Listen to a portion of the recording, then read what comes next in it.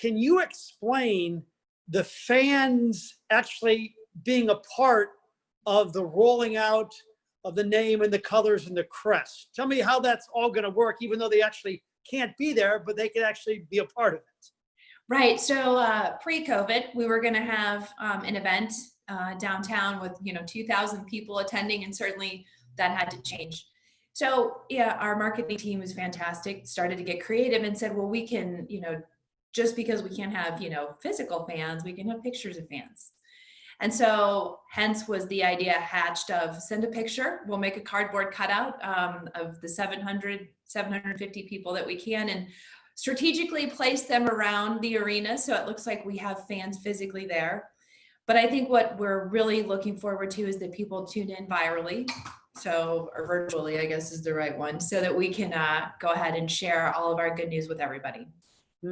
I imagine you can't go anywhere in this town without being asked, what's the team name going to be, right?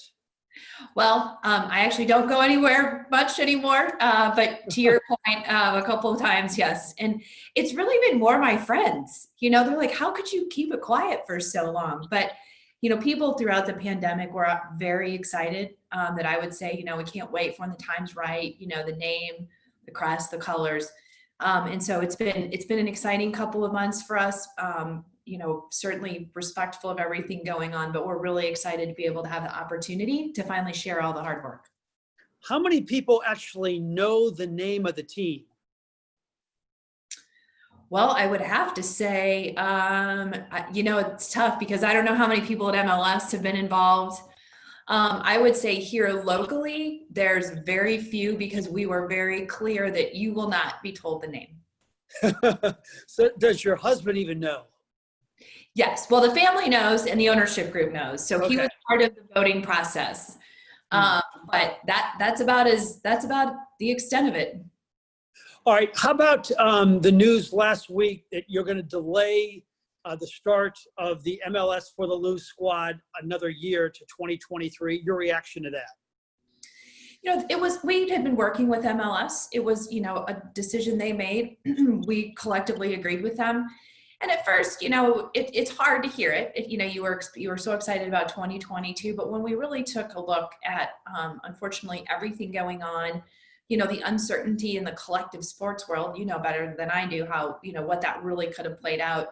We're grateful because it actually will give us an opportunity to really do things correctly, which will allow us to build momentum and have, quite frankly, an epic inaugural season. And so now, and of course, we understood, but I think we're actually excited to have that extra year because it's going to give us an opportunity to do a lot of different things that we may not have had the opportunity to do if we were going to start in 2022. Does it do anything to the construction schedule? I know you guys were working pretty diligently. Does it bring it down to a regular pace now, or? You know what? Actually, no. And surprisingly enough, we're ahead on some parts of the project. So ahead in construction is a good thing.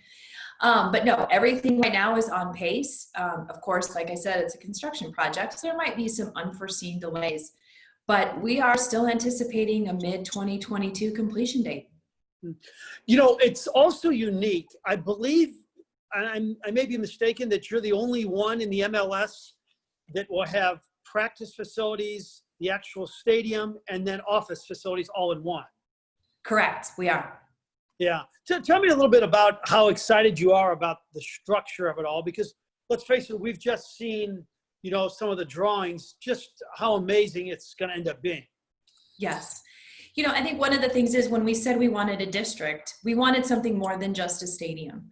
And so to be able to have, the practice facilities, the administrative building down there, the opportunity to host, maybe it's nonprofit events, maybe it's food festivals, maybe it's music festivals. And so one thing is with that delay of 2023, we have that time in 2022 to really do non-game day events. And so one of the things I think we're really excited about is World Cup is scheduled for the end of 2022. So potential watch parties, all kinds of really exciting things. And so the goal has always been to make it more of a district and with a stadium as part of the district. So we're really excited to start seeing it all come together.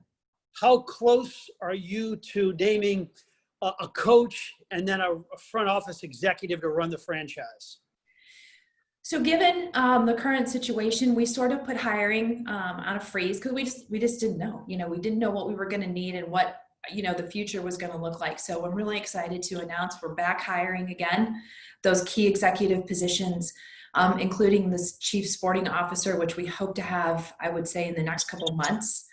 But really, at the end of the day, that's their job, is to kind of tell us what they would like the timeline to look like. I will say that one thing that's been very exciting is the amount of interest we've had in the positions so far that we've had out there, international, local, of course, all over the US. And so that to me was very exciting, to see that people were looking at St. Louis and were looking at the opportunities and taking them seriously.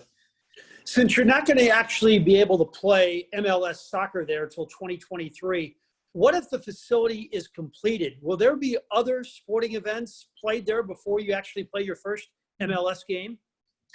I think that right now I would say it's too soon to tell. We do have somebody working on other events. However, I think that there's a couple things in play, and one of them would be, we have to maintain the pitch, obviously, for the first match, and so if it makes sense to not have a sporting event. I think at this point, I like to call it breaking in the stadium, but I'm not sure if that's breaking in would be sporting events or maybe more cultural food and wine events. But I think it's too early to tell. Well, it's going to be an exciting day. I guess I wonder if it's ever happened like this where you have pictures of it's 700 fans, right? Yep. Yeah. So it'll be fun. It'll be crazy. Like I said, we kind of wanted to do something edgy, a little different. We've seen a couple of different stadiums and sports teams try something. And so I think we just want to make sure that, this is an epic, unbelievable, once in a lifetime type event, given the situation we're in. And I'm pretty confident we'll do that.